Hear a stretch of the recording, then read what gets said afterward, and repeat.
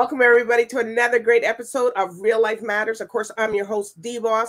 I encourage everybody, all the guests and all the people that come on the show and on this platform here, that they subscribe to them, follow them, support them, do whatever, do your due diligence and do what you have to do. And also follow me, of course. So today I got a real special veteran dancehall industry starter artist here today, and she's a female. So we want to find out exactly what's going on, what she's doing, and all the other stuff. And we're going to know what she's about and how she came about being Lady G. Hey, how you doing? Woo! We're here. Yes, I want to say big up to all the people who are tuning in all over the world right now. Some of them might just be hearing about me the first time. Some of them been following me from the 80s, and I mean even like the 2000s, because I'm still here. So I just want to big up everybody tuning in at this time. All right, Lady G, can you tell everybody what's your background and where you come from? Well, my background is, well, I was born and grew in Jamaica, born in Spanish Town. Okay. Then moved to De La Vega City, and then all my surrounding is in St. Catherine. Well, at least they can't say you didn't tell you specifics where you at, because that's most people ask me. I give them the whole details. So, yes. But right now, but you live in the U.S. Yeah, I'm presently in the U.S. right now. Yeah. Okay. All right. And so how did you come up with your name, Lady G? Well, it's so funny. When I just started out, I gave my name Sister Janet, because that was my pet name that they called me at home. And Papa San, who I started out with, but he was my neighbor also. He took me to this man whose name is Sassafras. He just died like a month ago. May his soul rest in peace. Like a month ago, he died. He passed.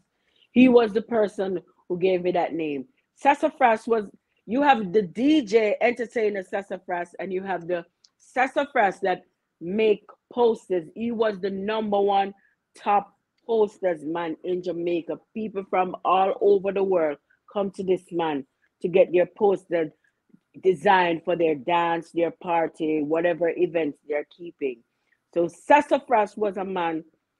When I went there, Sassafras, I told him my name was Sister Janet, and he said, "No, man, Sister Janet, that don't sound like an artist name." And that's how we came up with the name Lady G. So I'm like, Lady G, but the G initial don't have anything to do with my name. Well, he said, "You don't worry about that, man," because he's a very funny person. He said, "You don't worry about that, man. Let's put meaning to it, all the good things to it. Gorgeous, genius, glamorous, all those good things. That's what the G stands for." And from that day, the name I took on, and I'm proud of it. Yeah. Wow. So you have been around decades. You're a veteran. Yes. So what made you want to become a reggae dancehall artist? Well, from a child growing up, I remember I used to go and visit my father, because my father, a lot of people might not know that my father was in a group called, he was first singing with Cornell Campbell. I don't know if you know that foundation artist. Mm-hmm. And then now he's working out with another group that he's working. His name is Ken Fibe. He's not like a individual artist on his own. He's always in a group, because back in those days it was all about group. So yes. Yeah, but now he's working out with the Congos. He travels with the Congos and and do backups for them. So as a child, I used to go and visit my father, and when I go there, I used to normally see him with all these instruments, because I didn't grow with my father. I grew with just my mother. And when I go there, he had all these instruments all over, drum, guitar, because my father is a professional bass player. So, as a child, you know, I started getting very, you know, hearing that my father is a musician and all singer and all these things, you know, I was fascinated and started gravitating to the whole music thing. Because I remember when I used to go there, I used to make so much noise. I don't know how to play a guitar, but I used to be banging, and the drums and everything. I used to make all kind of noise. And gradually, at that time when I was going to school, I found myself always get involved in any form of, you know, happenings at school, in terms of whether dancing, singing, anything entertaining. I used to always get involved in it. Acting, I used to always get involved. And from there, I just found myself just continuing. When I left from all age school, when I went to high school, it was the same thing. At high school, then now I became like one of, you know, like, you know, them time they, me a popular girl in a school called me a big DJ. You know what I'm saying? Yeah, and from there, it's like it just, you know, just connect to me that this is what I want to do, you know. All And right. from there, I start. Sorry, I'm sorry. And from there, I started DJing on a sound system called Black Scorpio, Ooh.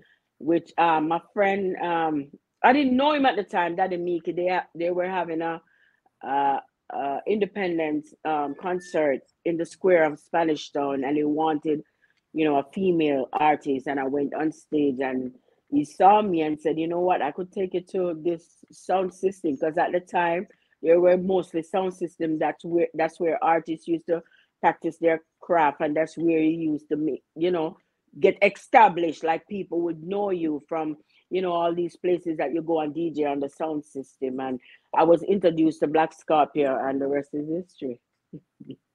Wow. Yes. So, how did you find being a female in the reggae industry? Did you have to really push your way in, or did you have to let the people, oh, you know what, you got to pay me too, just like how you pay the men? Right. Well, definitely for me, I was a force to reckon with, and I had people around me who who um who respect me and used to look out for me. You know what I mean? And I would say I was just lucky enough to be around the right people at the right time. You know, because Black Scorpio, I look up to him like a father. He was like a father figure to me. General Trees, Shuka Shine, Sasa Frost, that's the DJ entertainer one, and Barry Back and all those, you they were like brothers to me, and I was a lone female on Black Scarpet Sound. But I was like this kind of boyish type of girl when I was growing up, you know what I mean? You know, for flex around them and them and everything. You know, them look weird. So them just see me as a little tomboy sister, you know them weird. You know what I mean? So The little bully bulldog. yeah, I was like that. And I mean, anything they do, like in terms of the music, I used to try to patronize them. I used to follow them and try to be even better than them, you know, at some point. So they had was just to recognize real, and that's it. They had no choice. Yes. So when, But I'm always so a quiet person, you know, but I was focused, you know. I okay. was all things were going on up here, you know what I mean? Not so much talking, but everything was right here. Yes. So most of your songs, did you write all of your songs? Most of them, I have songs where producers is involved, other writers involved. I have a brother named Pancho who lately we start doing a lot of writing. So it comes in, you know, many different ways, you know. So tell us about Enough Respect. Well, enough respect. I can clearly remember that day, me and my friend, because as I tell you, I was just this boyish girl, you know what I mean? And me and my friend, we went to the river. And you know, my little hometown boyfriend, he was there too, and in the water swimming, and Mother Virgin was there and thing, and we will always go to the river to write, you know, to get inspiration and stuff like that, you know, all a vibe. And the idea was, I had the idea like at the time there were a lot of songs coming out, you know, degrading female. I'm saying, want to do a song for defend the woman them, you know. So that I went there with the idea, and then, you know, we start writing and thing. But that part where I said, when they come up on the street, the man them say, we look fresh. That specific part came out when my hometown boyfriend, he dive in the water and he came up and shake his head and said, fresh. That's how you know we could put that in the song. The song. Yeah. Wow. Mm-hmm. So what did Yeah. so when you did these songs, did you have to practice your dance moves and stuff, or?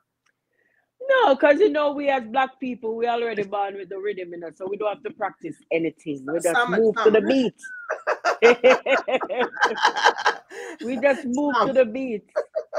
Trust me, we got the rhythm. Even to nod our head, we got the rhythm. Yeah, for real. So tell us about Easy Off. Well, that song gets so many different titles. Some people said breeze off. Some people said ease off. Yeah, but I know I heard it before, so that's why I know exactly which song you was talking about. Okay. Well, this song came about at a time when I was working with a new producer. His name was Danny Brownie, and we had this whole group called Main Street Crew with General Degree, Archive, Chrissy D, Red Rat, Goofy, Buccaneer. It was a one big family thing, you know. And Danny Brownie made the rhythm, and working with Main Street, it was like a 9 to 5 job because I remember I used to just get up in the morning and go straight to the studio and stay there until a certain hours, you know. Maybe I'll have to go and pick up my daughter, you know, at some time, so I'll leave. So it's like way down in the evening. So it was like a one big family thing. And that song came about, even to be specific about the sound in that song, because normally my voice don't normally sound that kind of way. I was like mimicking my, you know, my voice. Oh. Yeah, after the song was written by myself and Danny Brownie, and I think Mother and Joe have something to do with it, because as I said, when we were writing, it was like a group of us, you know what I mean? So when I went in the voicing booth to record that song, I started singing it, and when I finished recording it, Danny Brownie said to me, you know, there's something like I need something. The song needs something. I can't tell you, but it needs something. And out of the blues, honestly, I was just there singing and mimicking my voice and you know, playing around. And Darling heard me doing it and said, "Do you think you can go in the studio and do all the song to finish from start to finish sounding that way?" I said, "Well, I don't know. I'll try." And I went in there, and that's the outcome of it, you know. Wow. Because I'm a little cartoon myself, you know, even don't know when I'm ready. I'm a little drama queen sometimes, you know. Yes. Everybody got that little drama inside of them as well. Yeah, man, of course. So can you tell us who you worked with and performed with? Oh, like in terms of artists, like combination and stuff like that? Oh, that's a very long list, but I'm going to try to remember as much as I can. Okay, first of all, my first combination came up with me and Papa San. I did a couple combination with Papa San. Then I do a couple combination with Sister Marcia Griffiths, which was like a dream come true. I did combination with Chrissy D. I did combination with Arkai. I did combination with Sugar Minot. I did combination with Tony Rebel. I'm just trying to remember them. This is called going down memory lane. Yes, a whole lot of people. Just me, a whole lot. Yeah, I did with Johnny Osborne. Wow. A whole lot. Yeah, a whole lot. I think like, and most of the time people always to do combination. Sometimes I'm thinking to myself, wonder if, you know, I do much better on doing combination or what, but I find where a lot of people always, you know, come to me for doing combination songs. Yeah. So who would you like to work with that you haven't? Wow, there's a lot of people I would love to work with. I mean, if it's a young generation, I would like to work with Chronic, you know. I like, because we're, you know, knowing him from he was a kid. We grew up in the same communities. Father and I were great friends, you know. And a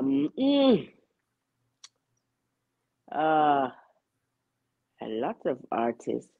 If you're talking about like American artists, I Anybody, would think like American, Canadian. Charlie Putin. I like that artist very much. And now there's a whole lot of artists. Right now my brain can't really connect to it, but there's a whole lot of artists. So what about have you ever stepped out of the Jamaican genre of music to go into like anything like Spanish or soca or anything like that? You know, unfortunately, I've never done anything like that before. No, never.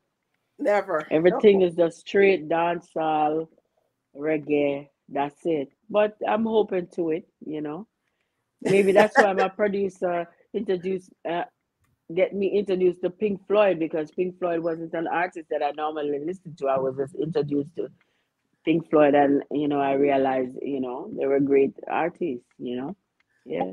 So did you do something with him yet or no? No, never done, but we did a cover of his song. Ooh, Yes, that's why the yes. Pink Floyd classic, right? Yes, yes.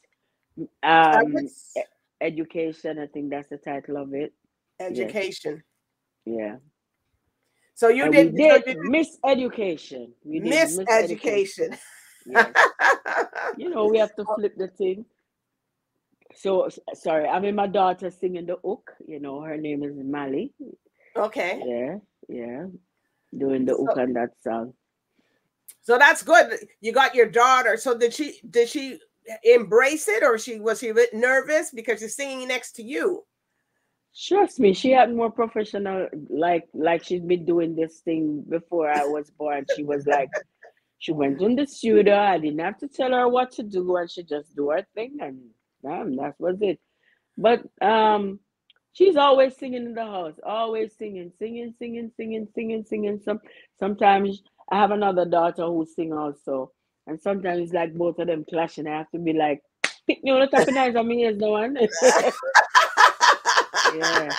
And honestly, I never tell her, but sometimes, you know, like when I'm listening to her singing, it's like I have chills. I'm like, oh my gosh, she would know how much of a beautiful voice she has. She has such a beautiful voice, but you know, this generation, you can't force them into anything, you know. I mean, she loves music, you know, no doubt about that, but her focus is mostly on, you know, other stuff, because some people don't take music as an occupation, you know. They think it's just a fun thing, and it's just a Okay. you know, one of those kind of thing, a hobby, you know what I mean? But it's a business also. Yeah. Yes. But you know, of course you take it as a business and stuff. So Yeah. what is she taking it as? Just like something fun, Just a or fun thing, yeah. Just a fun thing, yeah. she's doing this with her Yeah. mom? Yeah. So Yeah, so she sings reggae too, only dancehall? well, to be honest with you, my daughter listens some weird songs, some weird musician that I never heard about. Some real weird kind of music. So that is why when Brian approached me to do this song, I think she was the perfect person to do it, because her mind is already open up to all different genres of music. You know, something, I'm not saying that they're not good songs, but for me, I would say that, you know, because those are not the songs I really listen to. They're weird to me. But So we're gonna hear that's this. her. We're gonna hear this no miseducation song. You could sing. I know she's not there to sing it. The other part, you guys can sing along. Right. All right. So we're gonna hear everybody. Here we go. Here's No Miseducation. Yep. We don't need no miseducation. None of the LADYG and Mali. Let them understand. You see? We don't need no miseducation. Oh no, oh no, oh no. So we don't need none of that. Oh no. We don't need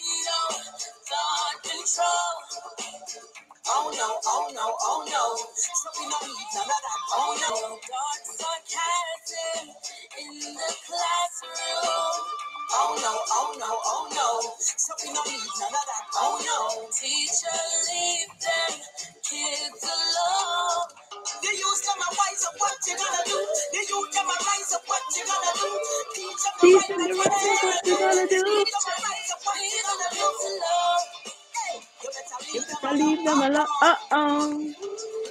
All in all, it's just Another brick in the wall. we gotta tear that down. We gotta tear that down. All in All all, in it's all, just it's just another another brick brick in the in the wall. wall. We gonna break that down. We gonna break that down. Teachers, be careful Be what you careful teach. what you teach. Preachers, Preachers, be careful be what you careful preach. what you preach. Anybody, you know they You use know them they as use them as seed. parents Parents are are our our responsibility. responsibility. So Stop the false stop the false doctrine. doctrine. Truth now Truth reveal now to reveal babes to and babes and suckling. suckling. Give Give the the youth youth the right them the right teaching. Somebody teaching. say Somebody we don't say, need no miseducation. Oh no, oh oh no, no, oh oh no, no. oh So no. we don't So need we none don't of need that. none of Oh that. no. Oh We no. don't need no thought control. The mind is a terrible thing to waste. So we don't So need we none don't of need that. none of Oh that. no. Oh Dark no. sarcasm in the classroom. Oh no, oh no, oh no. So we don't need none of that. Oh no. Teacher, leave them kids alone. The youth them a rise up, what you gonna do? The youth them a rise up, what you gonna do? Teach them the right, that's what you gonna do. The youth them a rise up, what you gonna do? Leave them kids alone. You better leave them alone. All in all, it's just another brick Another in brick the in the wall. We wall. gotta tear that down. We gotta tear that down. All in all, All it's in all, you just another brick another in brick the in the wall. We wall. gotta mash that down. We gotta mash that down. Nation to Nation nation, to all of nation, all of creation. Stop creation. feeding the Stop youth with teaching wrong you the wrong information. Give them information. the truth and the right Right education, so we education. can build a better Better generation. generation. Them about love, not religion. Not Teach them division. unite and not division. Teach them Vision. both to stand up and be strong. The And be youth them a strong. rise up, what you gonna do? The youth them a wise up, what you gonna do? Teach them the right, that's what you gonna do. Teach them the right, that's what you gonna do. The youth them a rise up, what you gonna do? The youth them a wise up, what you gonna do? Teach them the right, that's what you gonna do. Teach them the right, that's what you gonna do. And we don't need no miseducation. Oh no, oh no, oh no. So we don't need none of that. Oh no. We don't need no thought control. Woo!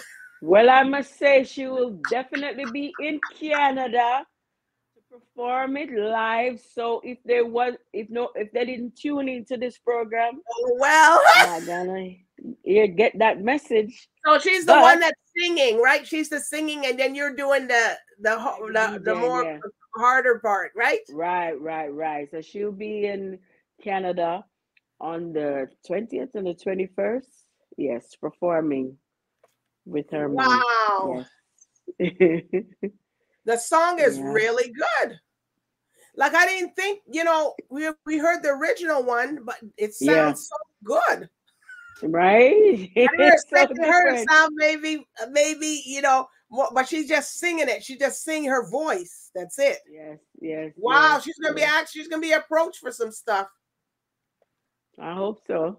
Because that's not an easy song. She's not thinking that way. I can't tell you. She's not thinking that way. Mommy's thinking that way. Well, she just can't do one. It's got to come something else because she got the voice like that. Wow. Mali. Right. And that's really like one of her first recording. I mean, she's been singing around and stuff like that, but from what Brian gave us to work from, it's like a miracle to how the song came out. Because when I was listening to the whole Pink Floyd version, I was like, Brian, I don't think I can do this. No, Brian, I don't think I can do this. But Brian wanted me to sing the whole Pink Floyd song, and I'm like, no, Brian, I don't. This took like a year for me to go into the studio, like actually a year. A year? Before I went inside the studio to do it. Yes, because every time, like when Brian approached me with it, I'm like, And I look at the lyrics and everything. I was like, Brian, no, nobody can do it like Pink Floyd. Only Pink Floyd can do it the way how he does it, right? So I said, guess what? If I'm But gonna your do this, daughter pulled it off pretty well, I'm yeah, telling you. I said, if I'm gonna do this, I'm gonna have to put my lyrics to it, my own flavor to it, you know. And I said, you You know, put I'm some gonna get my real, you daughter put to your sing the own hook. flavor with your, but she sang it. Wow. Yeah, yes, she did. She did. Yes, and Woo. I'm so proud of her. Yes. And the Canadians are gonna like that one. And a lot of Americans they're gonna like it because a lot of I people were hope Pink so. Floyd fans and they like that song. Yeah, I hope so. Yeah. Well, I heard the name Pink Floyd before, but Brian was the one who really brought my attention to, you know, his whole catalog, his music, you know, and stuff about him. Yeah. Wow. Yep. So are there any shout outs, Lady G? To people, what do you want to say? Well, Canada, you know, Canada is one of my favorite fan base. And my brother is living there, my sister is living there, my niece, my nephews. But most of all, I have to big up Pancho, my brother, who is always by my side all the time, you know, with my music. And I want to big up Brian, Brian is like somebody you can't tell him no. When he said this, he loved this. I want you to do this. I'm asking you to do Where's this. Brian? Is he here in Toronto? Yes, Brian is in Montreal. That's where Brian Oh, in is. Montreal. Okay, because the name sounds familiar, but I'm just trying to. And Bobby. Brian is a little white dude, you know. Yeah, that's what I'm thinking. When you hear him talk, you swear he's a yard man. So oh my God. Yeah, man. Great person. And Bobby and his wife, who also play a part in this song, you know, so, and big up to my sister Sophia, you know. All my friends in Canada, you know, I mean, I remember everybody's name, but I'm looking forward to see you guys on the 20th and the 21st in Canada, Toronto, for this big show that is coming up. I can't wait. Well, we can't wait, and I suppose everybody else can't wait either. Yes. All right. Will I be seeing you there? I don't know. Maybe. Okay. Maybe all right. because I get invited to a lot of stuff, and I can't. You know, if I can divide myself up into different pieces, I can go. Right, and now that we've been locked down for like 2.5 years. I know. Hey, I mean, everything is happening. So you know, I mean, who knows where you're gonna be, right? Yeah. So you're working. Are you working on new stuff now too, or? Definitely, I'm always working on new stuff. I have a new song that was produced by General Degree, another DJ who is now a producer also. A song named "Me Independence and I live it up." Whoa, whoa, whoa. The little waste man can't make me give it up. Whoa, whoa, whoa, whoa. But champagne, my friend, them a sip it up. Whoa, whoa, whoa, whoa. Me I walk out and big it up. Just one of them kind of, you know, feel good songs. You know what I mean? Yes. And I have another song, Big Woman Thing, that I did for Anthony Malvo. And I have another song that I did titled Winning and Winning. The inspiration really came about when, you know, the reggae girls, they were out there doing such a wonderful job on the field, on the track field. So that song was like, you know, bigging them up. Oh, you mean for the runners, like all you guys is so what? Shelly and all those. Give us a little bit of it. Right now we're winning. Them can't stop the life for we living. Right now we're winning. And it's all about Thanksgiving. We are live happy like it's a holiday. I enjoy life every day. And even though it may sound away, me not really care where the haters I say. I just blessings from blessings. I fall upon we daily. LADYG, I got picking it in case I never know go and go ask Admiral Bailey. Like the red wire in at the plug socket, them want bring negative near way. But me no need no 2020 vision to see them intention daily. Them know I'm happy and I enjoy myself. That's I don't know, and a little part in it where I big up Shelly and the other Woo! runners. Yeah, so Well, y'all yeah. you know, congratulations to all you the runners. Those runners are just amazing. I'm telling you, man, the ladies Can't touch them. they're People making can't touch them. they're making their stop, man. They always rule us out, the females out at some point, but we always prove to But them, they say, come. yo, just They come right you out. know, It started with definitely. Hussein, and now all Yes, the woman yes, just came up right there. 1, 2, yes. 3. And that's exactly what I did in terms of the music, the dancehall music, the male dominated business. Well, now it's not a male dominated field anymore. There are a lot of No, females out there that are doing very good, and I'm proud of them. But in my time when I started out, it was just like a one at a time thing, you know. I mean, one female at a time. But now I'm telling you, they can't give us enough.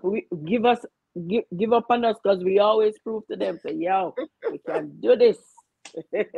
oh wow. You know. So if people have to find you on social media or they want to get you, where can they find you?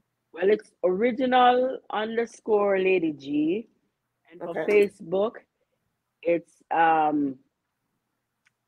LADYG Fife, and the Fife is spelled FYFFE, which is my last name.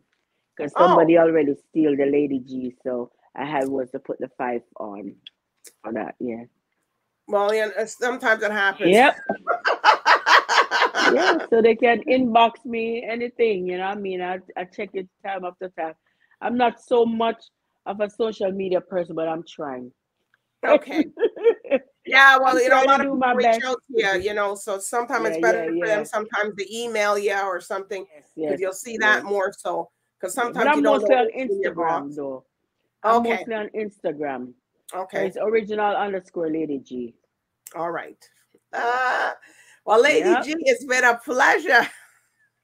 It's nice vibe, you know. I mean, because I have to go and do something else, but I could continue to talk to you. You know, I know. It's a pleasure talking to you. Well, you just had the Real Life Matters DBoss experience. Right? You gotta come back. Don't be a stranger. You come back when you get when those albums come out, so you can play them and let people listen to them. Yes, and I definitely will send you the new tracks. Okay. So you can have them to play. Yes. Yeah, and I can send them to the stations and stuff. Yes. Right. Thank you very much for your time. It's a great pleasure having me on your program. Well, it's a pleasure for you, Lady G. So I do want to thank the viewers tonight for watching our Real Life Matters here with Lady G live and direct. So everybody, so bye for now. Now, can't win him, not spread no rumor, show with no respect.